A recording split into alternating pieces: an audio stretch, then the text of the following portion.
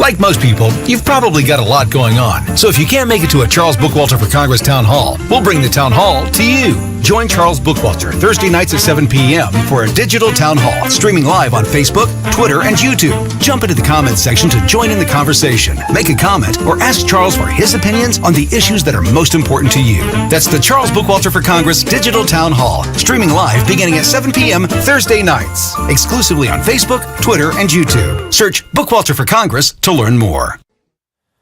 Now, obviously, the British and the Dutch in particular will have a very hard time accepting that their royal family profited from Nazi concentration camp slave labour. But if you go online, there is so much about this on the internet now. It's become plain that historians are more and more proving that those days were really all about the Western world's rich coming together to fund a Nazi war machine which was meant to protect them from the Soviets. The Duke of Edinburgh practically admitted this when he said, "In those days we were anti-communist because the Russians killed half my bloody family." And when this cabal of secret Nazis got together to discuss how they were going to pay for this Nazi war machine, because rich people never accept a loss, they hired a psychopath, Hitler, who they knew would go along with their building concentration camps so that slave labour would pay for all the planes and the tanks and the guns. And you can see in the more intelligent movies from that period, like Hitchcock's Saboteur, that the artists and writers of that time knew the rich were fascist. The Charles Bookwalter Greenbrier Experience. Why is it that you sneer every time you refer to this country? You've done pretty well here. I don't get it. No, you wouldn't. You're one of the ardent believers, a good American. Oh, there are millions like you. People that plod along without asking questions. I hate to use the word stupid, but it seems to be the only one that applies. The great masses. The moron millions. Well, there are a few of us who are unwilling to just troop along. A few of us who are clever enough to see that there's much more to be done than just live small, complacent lives. A few of us in America who desire a more profitable type of government. When you think about it, Mr. Kane, the competence of totalitarian nations is much higher than ours. They get things done. Yeah, they get things done. They bomb cities, sink ships, torture and murder so you and your friends can eat off of gold plate. It's a great philosophy. I neither intend to be bombed nor sunk, Mr. Kane. That's why I'm leaving now. And if things don't go right for you, if we should win, then I'll come back. Perhaps I can get what I want then. Power. Yes. I want that as much as you want your comfort or your job or that girl. We all have different tastes, as you can see. Only I'm willing to back my tastes with the necessary force.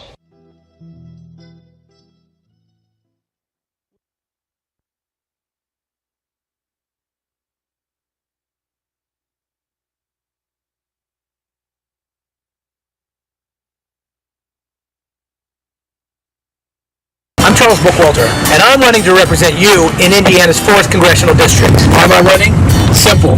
The out-of-control spending, well, it's out of control, and somebody has to do something about it. Take, for example, this taxpayer-funded billboard that was strategically placed by Representative Baird in front of my Frankfort, Indiana, Jimmy John's franchise. Nice one, Jim. But to the untrained eye, this billboard looks exactly like a campaign ad, but it's not. It's franked mail. It's your tax dollars being used by an incumbent to remind you of all the reasons that you should go vote for them. And every day I leave work, I'm reminded exactly why I'm running for Congress. Jim Baird won't let me forget. Thanks, Jim. I'm Charles Bookwalter, and I approve this message.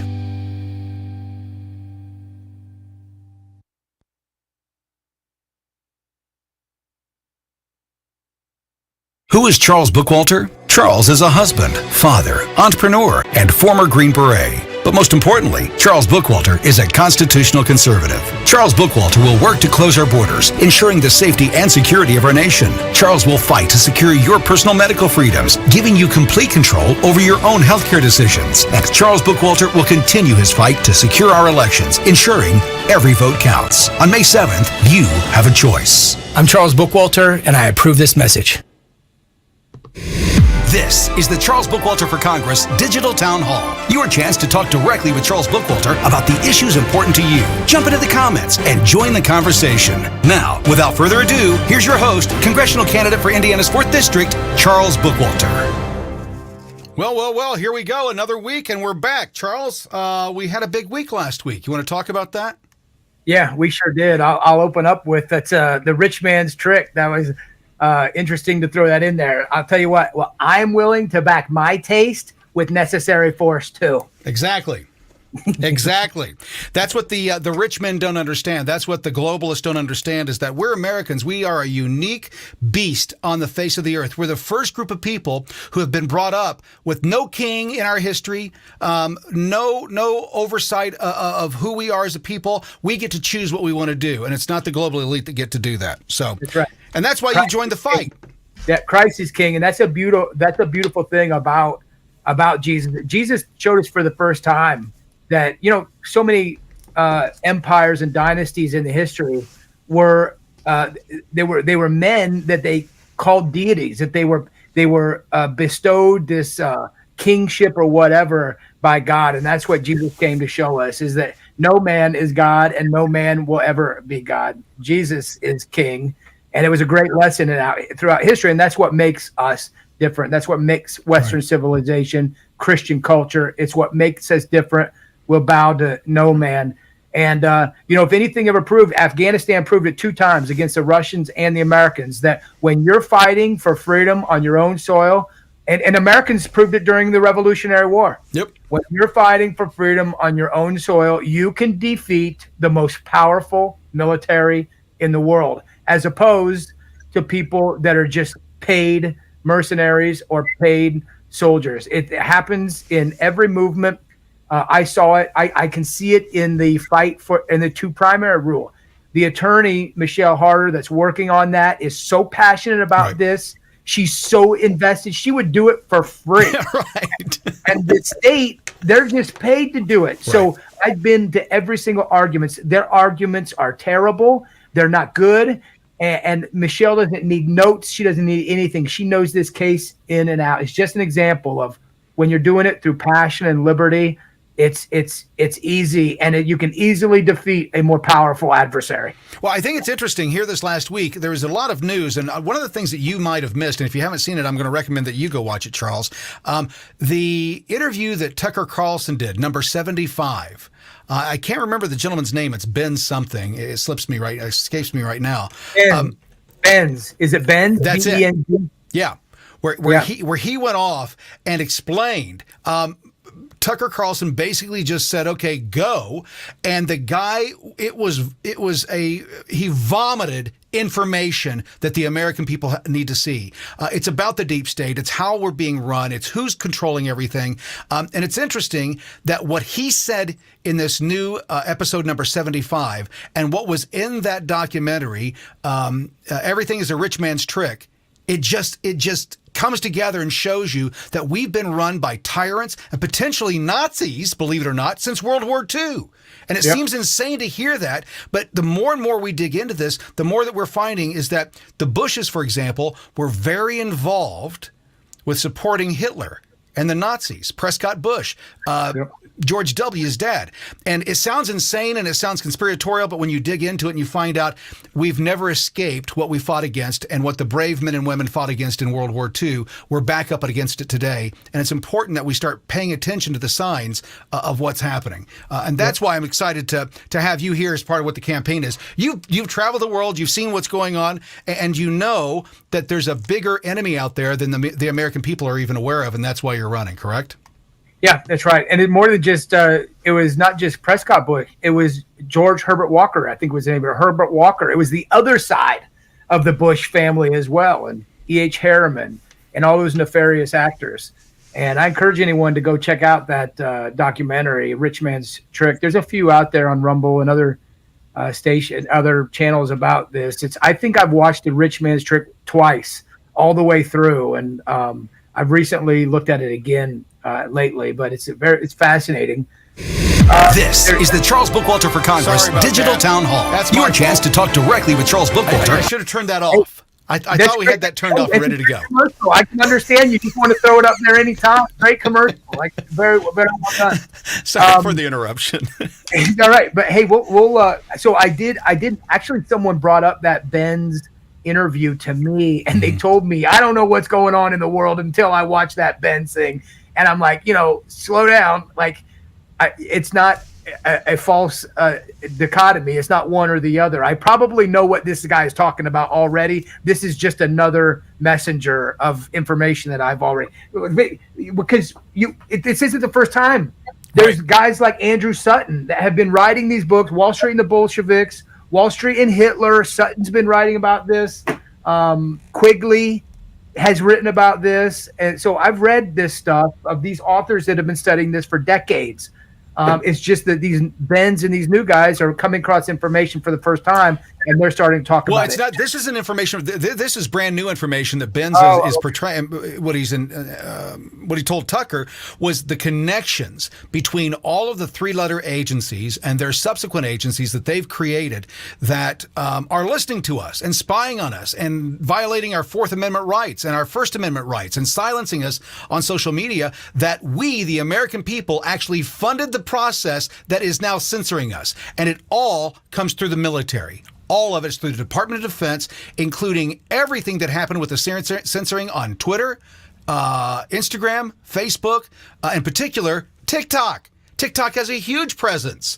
America has a huge military presence on TikTok in censoring Americans under the guise of democracy. That's air quotes, by the way. Under the guise to protect democracy, you can't talk against the way that they're practicing democracy. It's insane.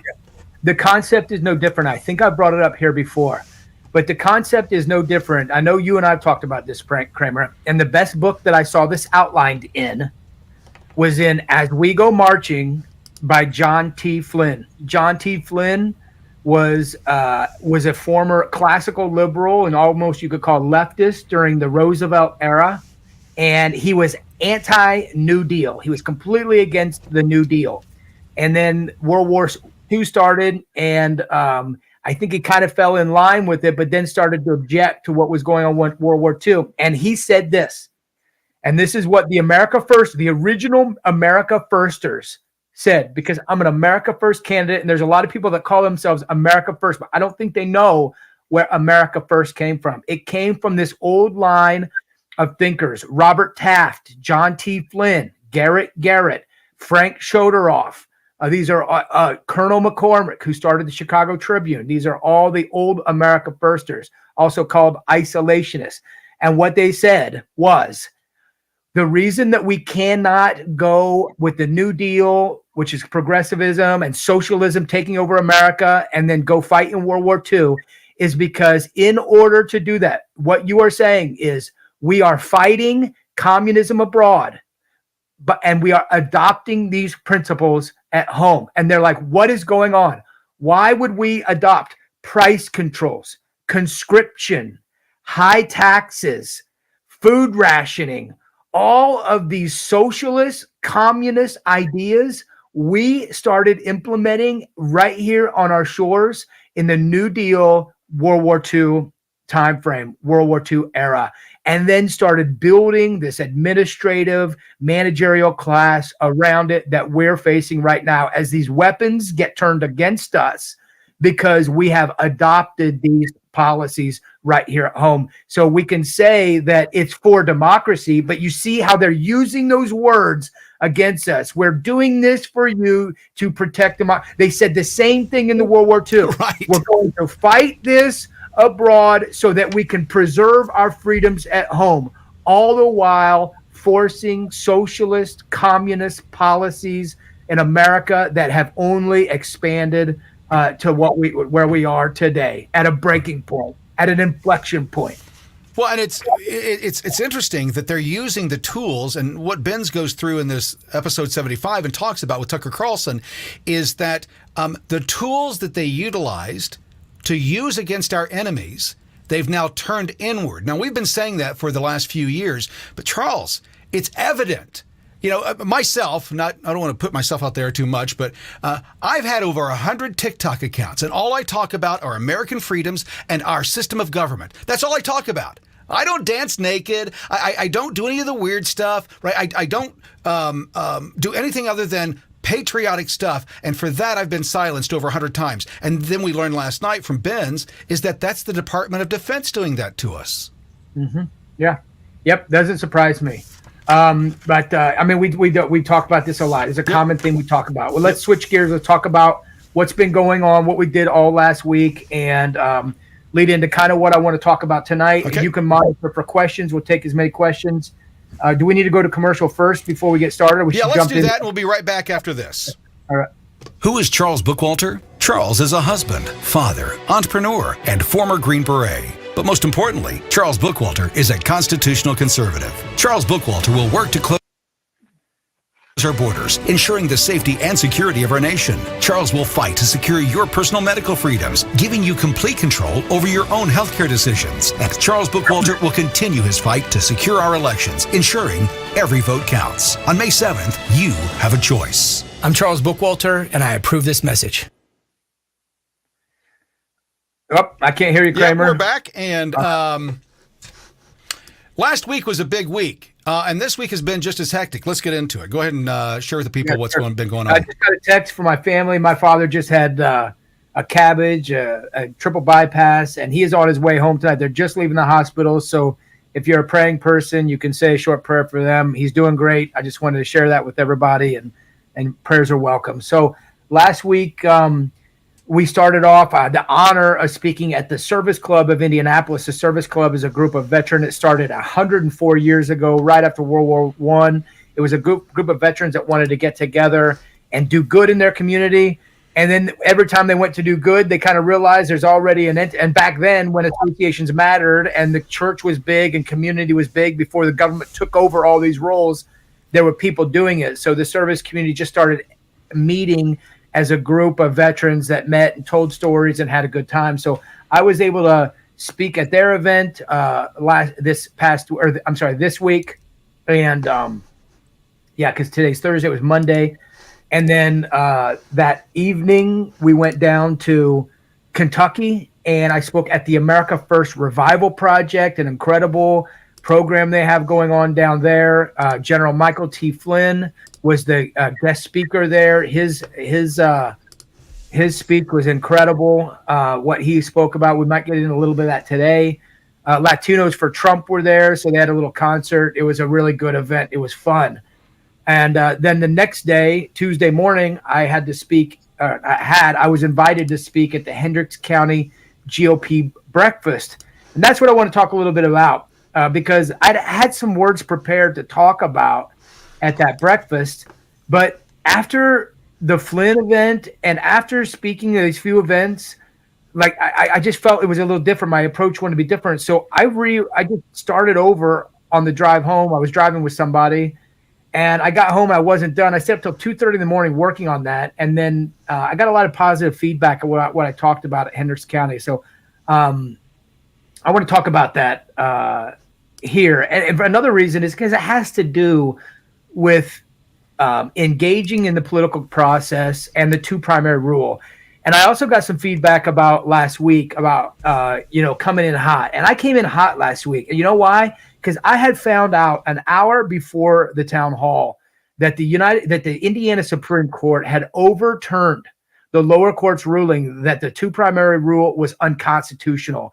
And I'm very close to this, as many as you know, having invested a lot of my time and resources into defeating this unconstitutional rule in Indiana, making Indiana the most strict for ballot access in the entire United States. It's crazy what they have done. They have put a 6-year holding period on 81% of Hoosiers that don't participate in the primary election. So if you have not voted in two primaries, which affects about 81% of Hoosiers, then you cannot run for office for 6 years. And what we've talked about before, and that Anderson v. Celebres makes it clear. It states that a candidate is a rallying point for important issues of the day. And these important issues change quickly and frequently. And you need to have access to the ballot and access to political power and action immediately in these quickly changing times. And COVID proved that. And I've said all along that the reason that Indiana made the one primary rule, the two primary rule, effective immediately in 2021 was because they knew there was an awakening happening. They knew that conservatives were upset, and they knew that conservatives were engaging in the political process. So so here's how I opened up to Hendricks County. I kind of told them why I was running and what our campaign was doing. Because one, Hendricks County does a GOP breakfast every month, I think, which is a great thing. They're one of the few GOPs in my district that actually have something regular going on for the party to talk about things and have candidates in. And so that's great. That's great that they're doing that and open it up and invited me to go speak there. And I told them what I had done in the last few months as a candidate, that we had, and Kramer, you're very close to this, we went out to the straw poll in Iowa because a blizzard had come through and it was negative 20 degrees and people weren't getting out to campaign in that weather. So we decided, we had some time, we decided to go over there to see how can we help Republicans get out the vote, particularly and specifically, how can we help Trump have a resounding win? And that was the words we used and what we talked about. We went out there, we contacted the Trump campaign. We said, we're on our way over here. We got a 4-wheel drive truck and we can help people. We can get out the vote. We can do whatever we need. It ended up, it was too cold to do door to door, anything like that. So we went to a gun show where they have to collect signatures, and we campaigned with a local America First candidate, David Pouch. And David Pouch, and it's different in Iowa. Iowa needs signatures for every primary. So David has to get 50 signatures from each county within his district. And so we helped get signatures, and we helped the Trump campaign kind of talk about Trump during that time. But it was because we need a resounding win, right? We need a resounding win in Iowa for Trump, which he got, by the way, immediately. He won all 92 counties, I believe. He missed one. There was one. Okay. One. 91 counties. But that's a major win. And then that night, we went to the only town hall available because they had all been canceled. We went to a Vivek Ramaswamy town hall in Davenport, and it was a great event. A lot of people showed up, and specifically at the end during Q&A, someone asked the question, Vivek, what about election integrity? We all are concerned with the mail-in ballots. We feel the election was stolen in 2020. How are we going to make sure that doesn't happen again? And Vivek Ramaswamy said, we need a resounding win. Yep. We need massive voter turnout. We need people engaging at the grassroots level. He said all of these things, right? And then we went to the Iowa caucus, to that high school in Davenport. We spoke for Trump. We said some similar things. And then, again, I'm speaking to the Hendricks County GOP. I told them just last night, I was in Kentucky at the America First Revival Project, where General Michael T. Flynn was speaking. And what did General Michael T. Flynn say after he endorsed my candidacy once again and made a video? And by the way, all these videos, the Service Club of Indiana, the America Revival Project, General Michael T. Flynn's video, they're all on my Facebook page. You can go to that page and you can watch all the speeches and you can see what we had to say, and it's all available online. General Michael T. Flynn said, in order to secure a 2024 election, we need 75% voter turnout. We need massive turnout. We need people engaged. We need a grassroots effort. I think General Flynn endorsed me because of our political campaign to recruit precinct committeemen, recruit delegates, engage people, and bring them into the party. Like I tell people, exactly what Green Berets do. Recruit, train, and fight alongside your allies. And we've had tremendous success in Boone County and in the 4th District of Indiana. Indiana's been successful at it. And it's happening all over the United States, which was confirmed by General Flynn, who travels all over the United States, meeting with people like me and groups like ours, and to recruit and do what he's doing.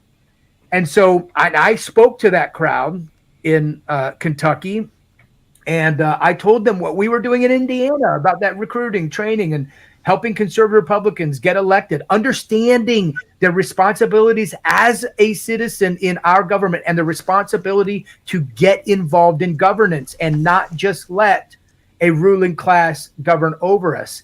And like I said, General Flynn let everyone know in that room that this is happening all over the United States. And I told these people in Hendricks County, we should not be discouraging people getting involved in the party.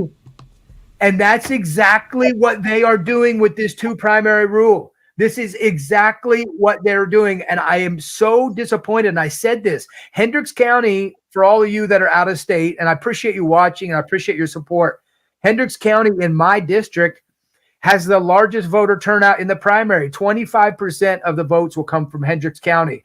And I sat there among a bunch of elected officials and a bunch of political party people, and I told them how disappointed I am in the Republican Party for their strong support of the 2 primary rule, which is unconstitutional on its face, because it is in Indiana, based on the Constitution, you can run for office at 21. But if you get out your calculator and do the math, if you can vote in your first primary at age 18, and it's depending on where your birthday is in the year, it may be that by the time you're 21, you don't have 2 primaries, and therefore you can't run for office according to these new rules. So it's unconstitutional on its face, and the Constitution says nothing about primaries in the first place or any qualifications other than being of a certain age and a citizen. Those are the only qualifications. It's just codes and statutes layered have added to all this stuff to make it more difficult for us. And it's like I said, it imposes a 6-year wait on 81% of Hoosiers. Now, something else to consider is that the Supreme Court of the United States has only upheld a 12-month waiting period on a candidate to run in one of the 2 major parties for them to prove that they're one of those parties, right? So you got 12 months to either join the party or vote in a primary or become active in the party. The Supreme Court has only held up to 12 months. That's it. Indiana put 6 years on it. They by 6 times. That's what Indiana put on it. And here's what's probably and by the way, Charles, some people are confused that this is just a GOP issue. It is not just a GOP issue. No, and I get into that. I've got my notes here. I get into that. Okay. The Democrats are doing the same thing, and I'll just talk about that now, because the Democrats are doing the same thing. Up to this point, I've heard from 3 counties so far, and they've confirmed that there have been precinct committeemen and delegates challenged. 10 in one county, 12 in my own county, and 30 in another county.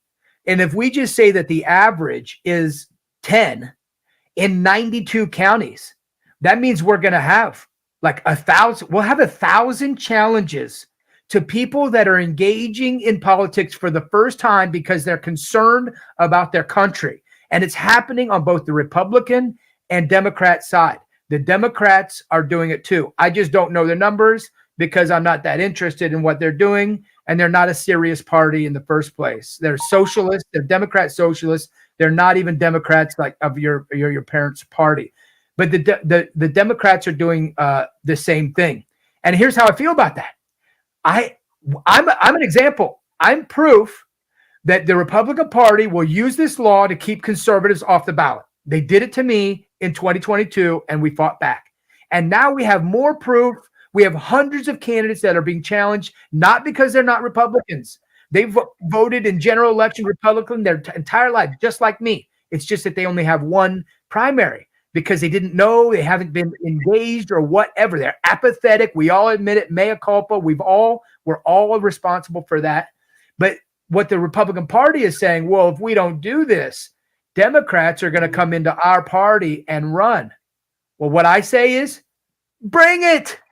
This is a primary. We know that, first of all, in Indiana, the primary is the election. Okay, in many districts and counties in Indiana, the primary is the election. We also know what incumbents do during the primary. Do incumbents in the primary become more moderate, more like Democrats, or do they become more conservative, like people like me? They become more conservative to get closer to their base, to rally their base. So if you get a Democrat that wants to come into a primary and challenge me from the left, bring it on. I don't care.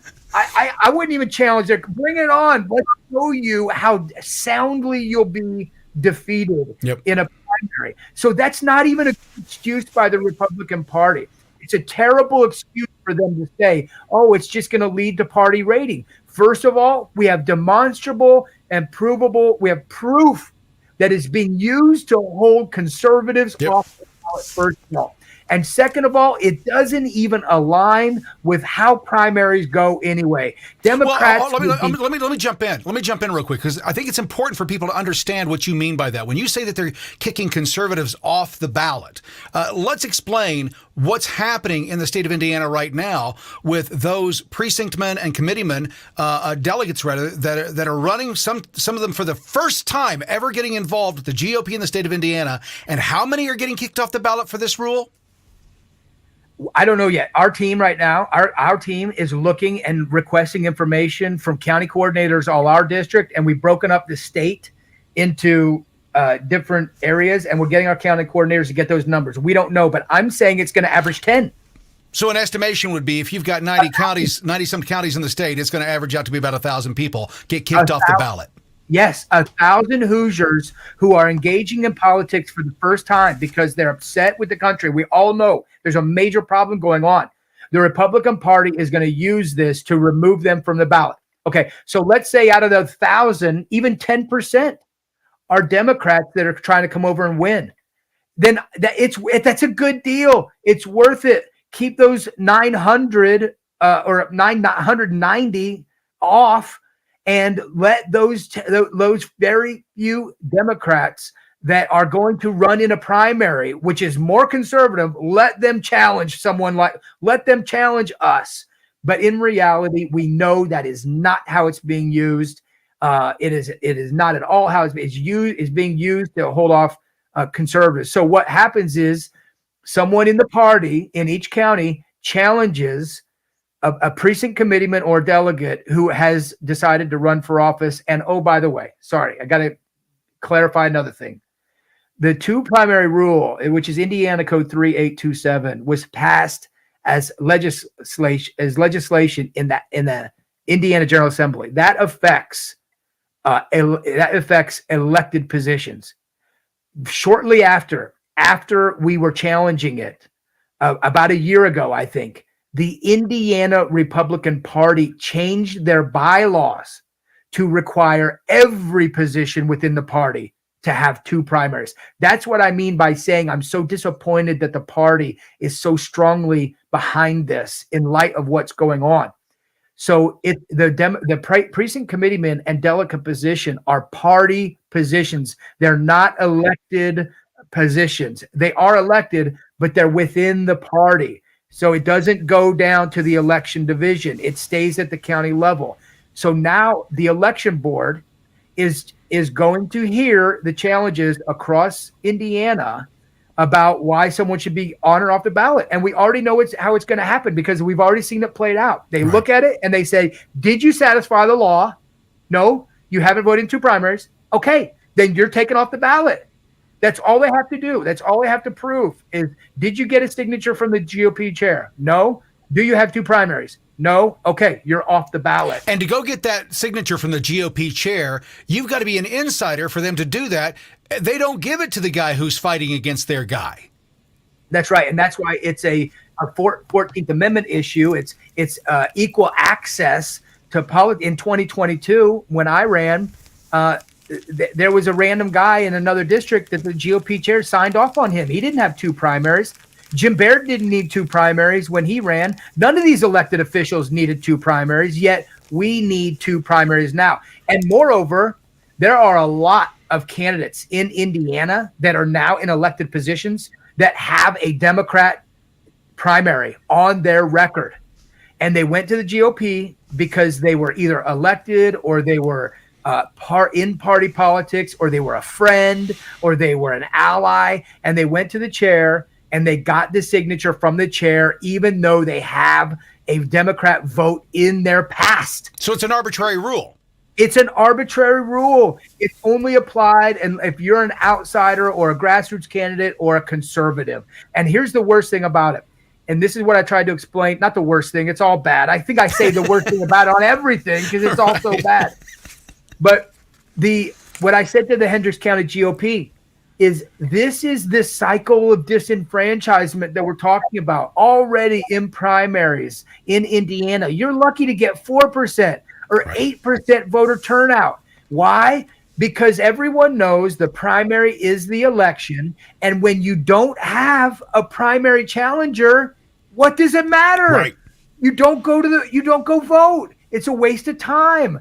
If there's no one challenging an incumbent, then there's no reason to go vote other than now to make sure you vote in primaries. That's right. it. And this two primary rule has limited the number of candidates in the state of Indiana. I think your number is that up to 80% of people would not qualify to be able to run for office. If they got upset about what's happening, they would have to wait. 80% of people in the state of Indiana would have to wait up to 6 years to get on the ballot. Yes. They have to wait 2 election cycles or get the signature from one person. And if you're not on the good list of that one person, you're not getting the signature. I'm proof of that. And the 1,000 other people are proof of that as well. And I was explaining to Hendricks County, and I think this is what was what they most appreciated is that our campaign, the whole reason for our campaign is to recruit people, train them, get them involved, bring out conservatives and grassroots candidates to engage them. That's your duty. That's your responsibility. Well, and that's your personal training. I mean, as a former Green Beret, your job was to go in with the insurgents, correct? Those that are fighting on the ground against the enemy that we have, a common enemy, and show them, give them the tools. It's almost like Christ, teaching a man to fish versus giving him the fish. Yeah, that's right. Yeah, our motto is De Oppresso Liber, to free the oppressed. And that's the same thing I've talked about. That's what we've applied across the 4th District, is recruiting people that are like-minded, that feel there's a problem going on, that are dissatisfied with the current way that our government is being run, and to train them by providing courses, constitutional live courses, turning point courses, precinct committeeman courses, like what your job is as a precinct committeeman, what you do, why it's important. We've held multiple courses on what it is and why it's important to be engaged at this level, and then helping them get elected. And we've been very effective. And I think that's why when I got done with that meeting, I had a lot of people coming up to me saying, yes, I'm there. I had someone call me today that was at that meeting that said, I am 100% behind you. I'm involved in the party. I'm an elected official, and I want to help you. So, and that wasn't the only person. I had because they realize how destructive it is to democracy and to our electoral process.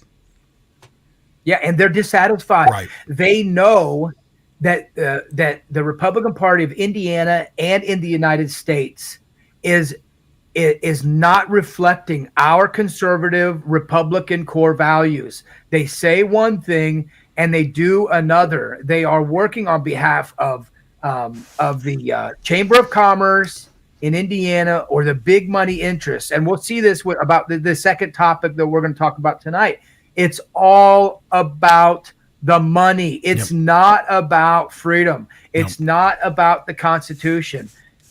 You say oftentimes, don't pee on my leg and tell me it's raining. Like, this is what they say. It's like them saying that they're using censorship to preserve democracy. Right. No, they're not. It's about money. It's about power. That is what it's about. It's not about the Constitution. It's not about democratic values. It's not about green energy. It's not about election integrity. It's not about border security. It's not about economic development. None of that is about it. Right. It's about the love of money. Yep. That is what it's about.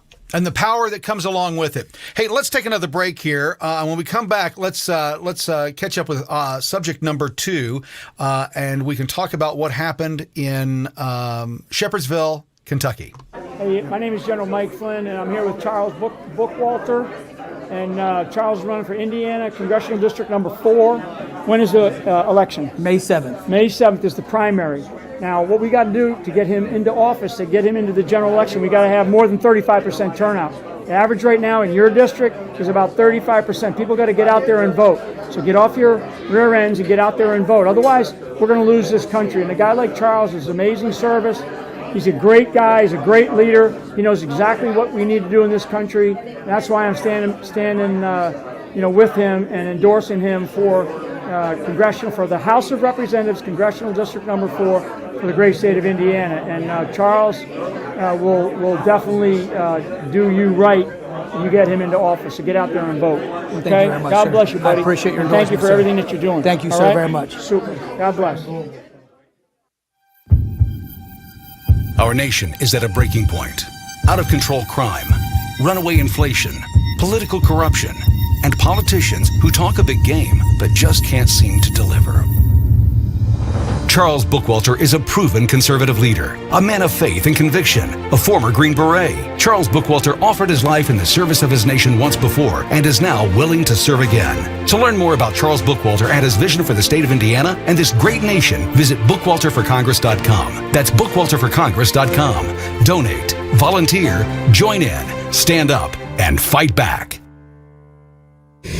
This is the Charles Bookwalter for Congress Digital Town Hall. Your chance to talk directly with Charles Bookwalter about the issues important to you. Jump into the comments and join the conversation. Now, without further ado, here's your host, congressional candidate for Indiana's 4th District, Charles Bookwalter. And we're back.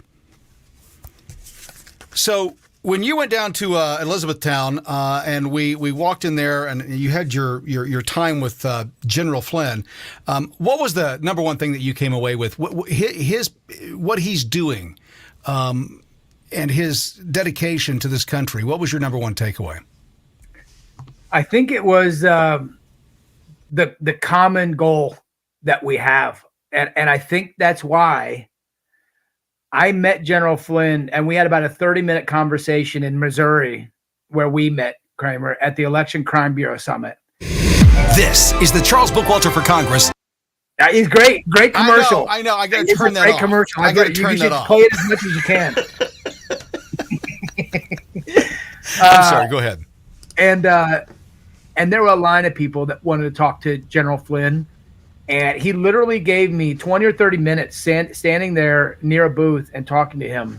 And I gave him what I thought would be my 30-second elevator pitch. And it ended up being a 30-minute elevator pitch telling him everything that we're doing in Boone County, all the election integrity meetings that we've had, the group that we formed to fight all these major issues, my major my story about what got me involved, and my major platform issues.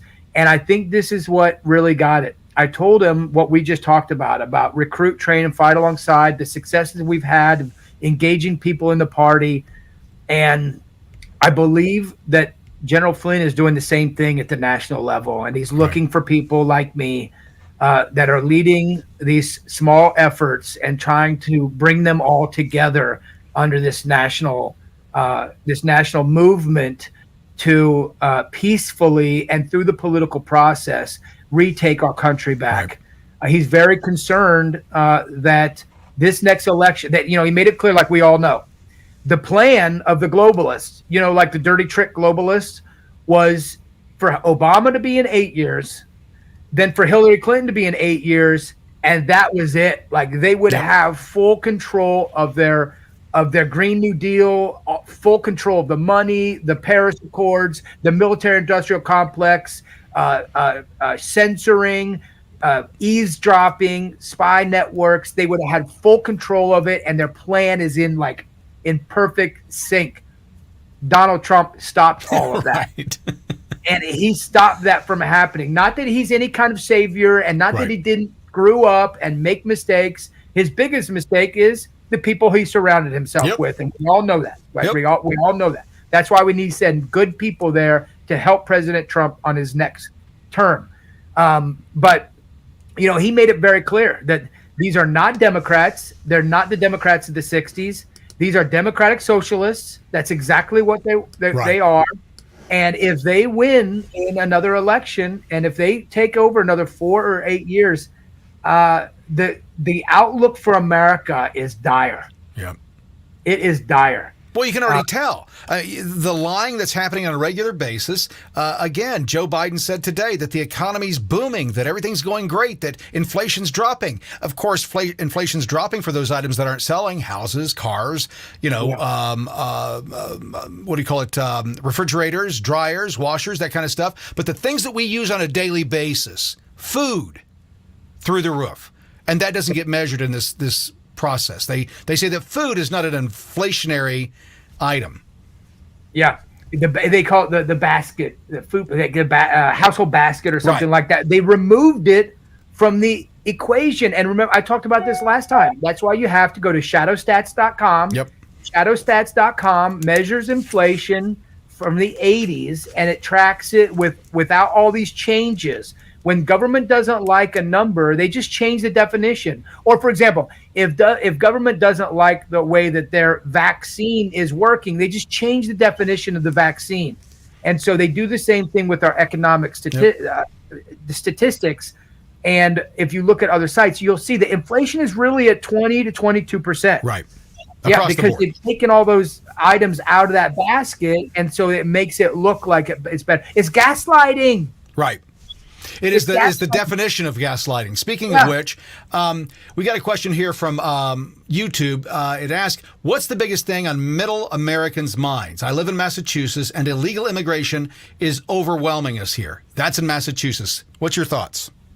Yeah, it's not just in Massachusetts. It's on the mind of everybody in Indiana. When we went out to the straw poll in Iowa, that was the top two things, the border and inflation. So it's not just you. It's absolutely a concern for everyone because we can see it. We see what's going on. And out in Massachusetts, you see it better than anybody, what's going on.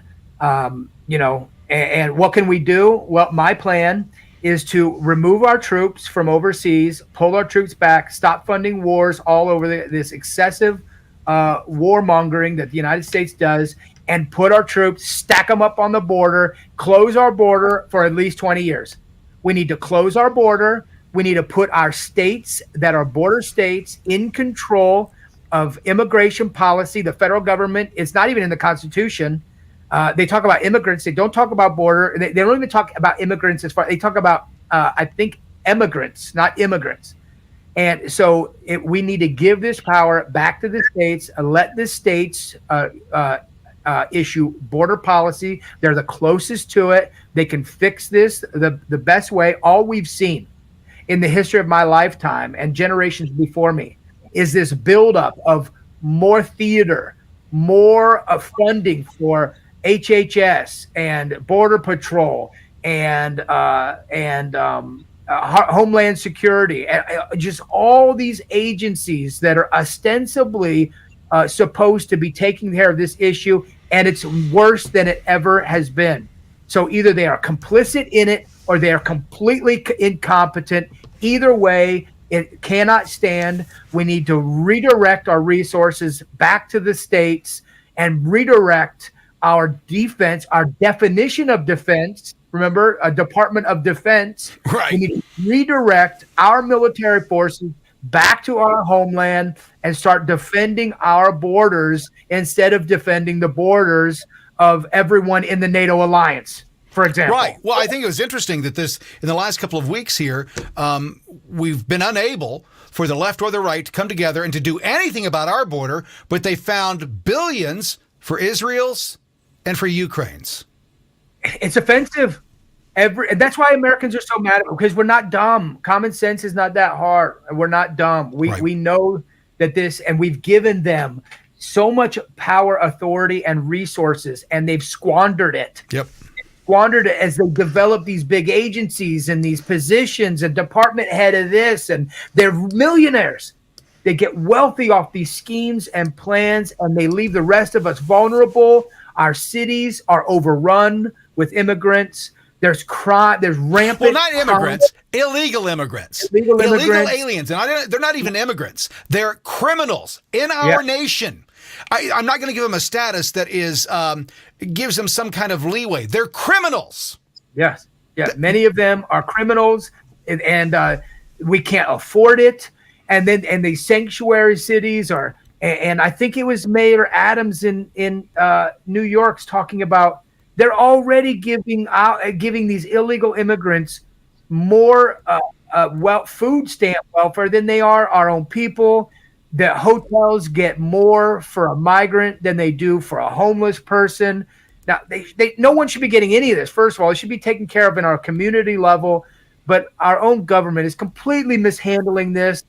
It's all political. It's why we were warned about having the federal government so heavily involved in the state issues. It's why federalism was so important, because our founding fathers saw it before. They knew that this will get out of control, that when everything becomes political, we become divided and divisive. Nothing gets solved.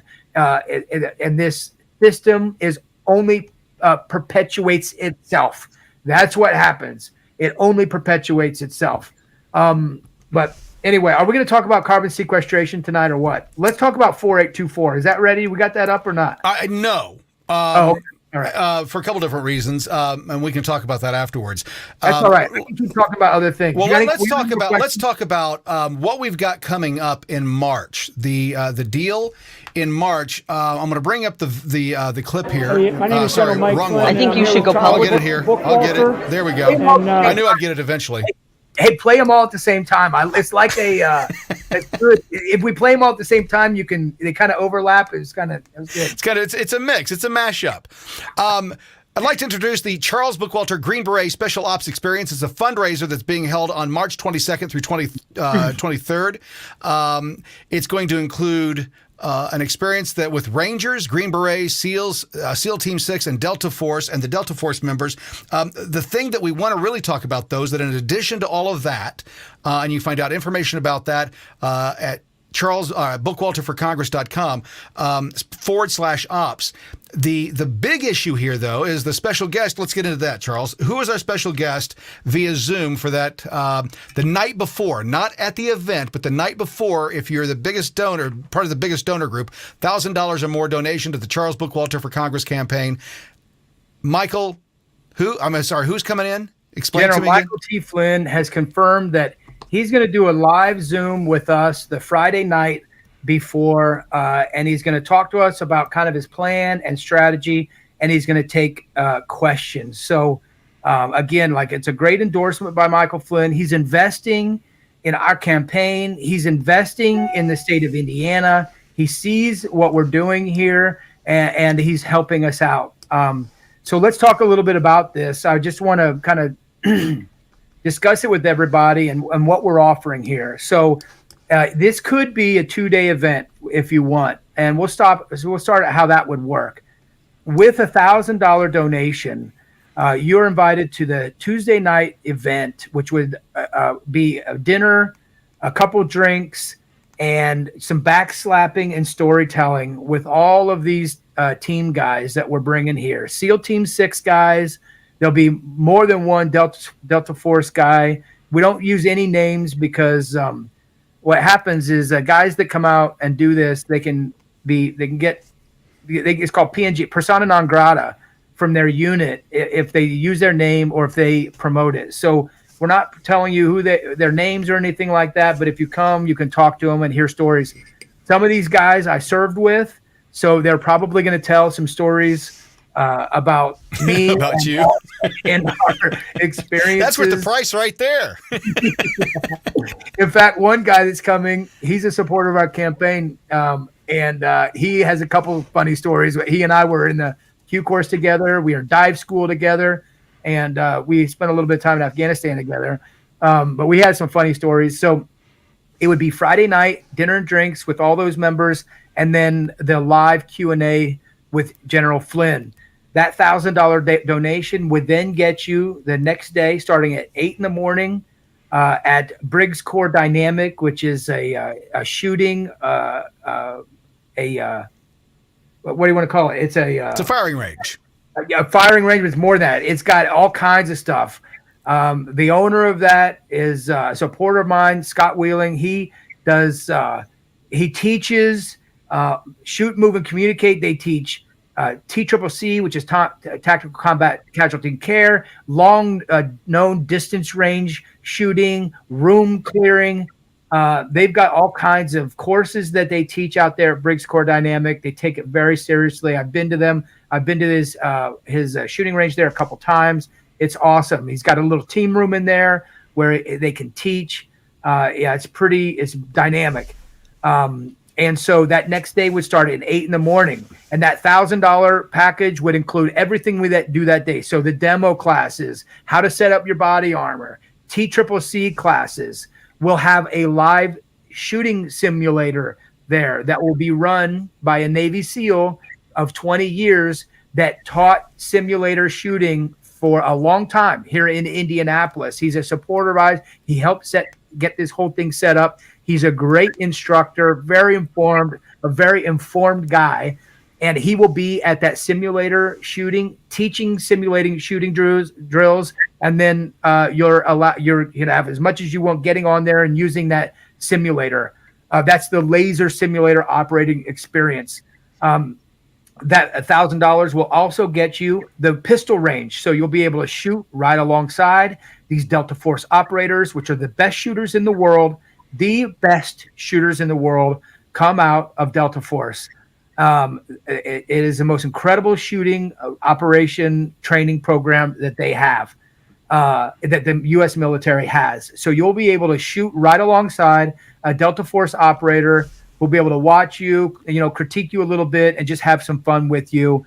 And that's it. That'll be the day. It'll be a couple hours on the range shooting with these Delta Force guys. So that's the $1,000 package. Or you can break it up. If $1,000 is too much, maybe you can't make the Friday night. For just $200, you can just show up and be a spectator. You can show up and watch everything. And these operators, they're going to have a few demos where they're going to show like doing a casualty event, moving a casualty. They might have some vehicle drills. I don't know all, but they're going to do some shooting drills. And anyone that just pays $200 can show up, be a part of the activities, and have some fun. If you do a $350 donation, then you can take part of this the pistol simulator. So you can work with this Navy SEAL on the pistol simulator, get a lesson, do some pistol shooting on the simulator. For just $500, you can get all that and the pistol range with an operator. So just for $500, you can bring your pistol and you can come shoot on the range with an operator, with a Delta Force guy or SEAL Team 6 guy or a Ranger, a SEAL. Any of these guys got tons of training. I'm going to let them do the teaching and training. I'm just going to watch and talk to people. And I'll probably be shooting a little bit myself. But does that sum it up there? I think it sums everything up. Yeah. It's interesting that when you start talking about this, that it's important to note that the people that would go to this should know that it's a limited space.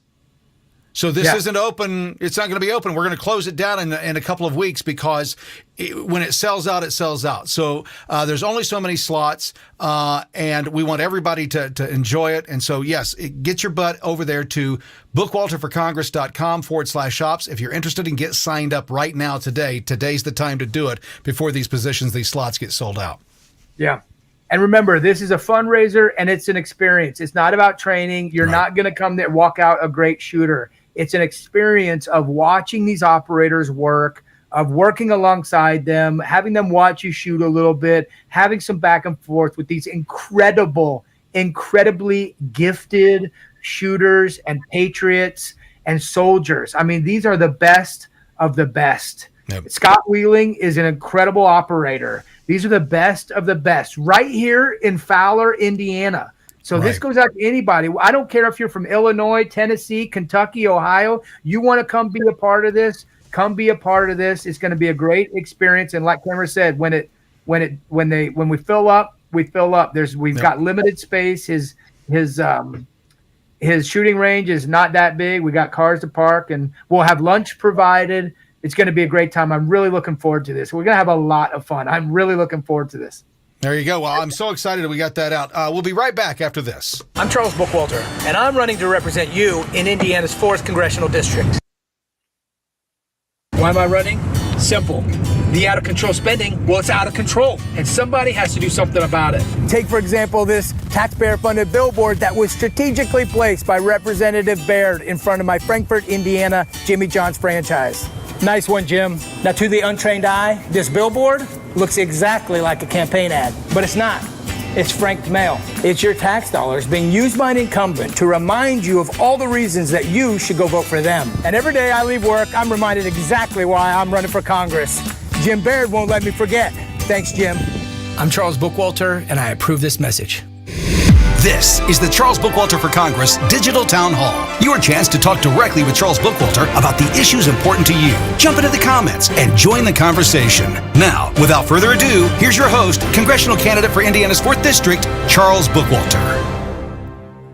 Well, there we go. That wraps up another show. Did you have anything you want to say in closing here? No, I appreciate everyone's support. Those of you out of state, many of you are in blue districts. You don't have a candidate. You don't have a grassroots candidate.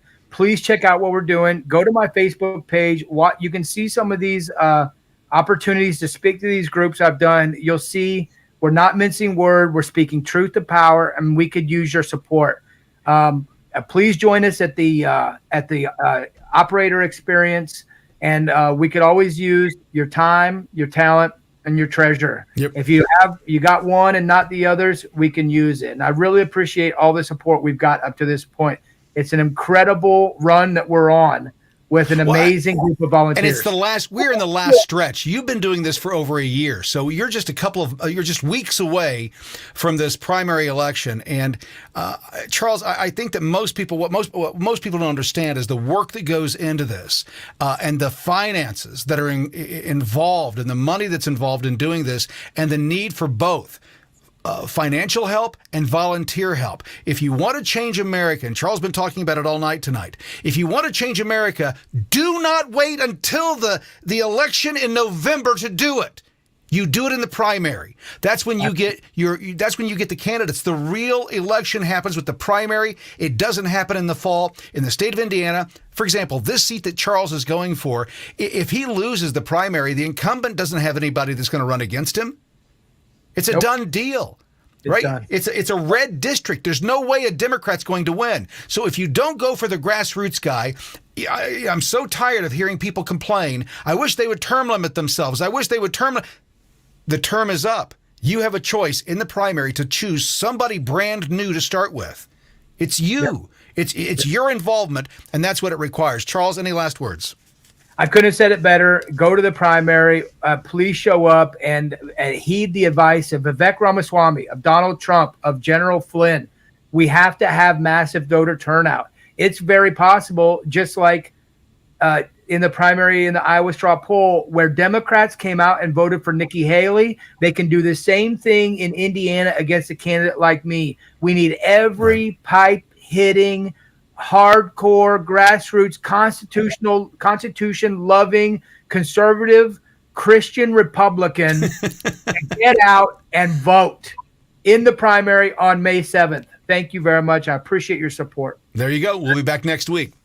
Who is Charles Bookwalter? Charles is a husband, father, entrepreneur, and former Green Beret. But most importantly, Charles Bookwalter is a constitutional conservative. Charles Bookwalter will work to close our borders, ensuring the safety and security of our nation. Charles will fight to secure your personal medical freedoms, giving you complete control over your own healthcare decisions. And Charles Bookwalter will continue his fight to secure our elections, ensuring every vote counts. On May 7th, you have a choice. I'm Charles Bookwalter, and I approve this message.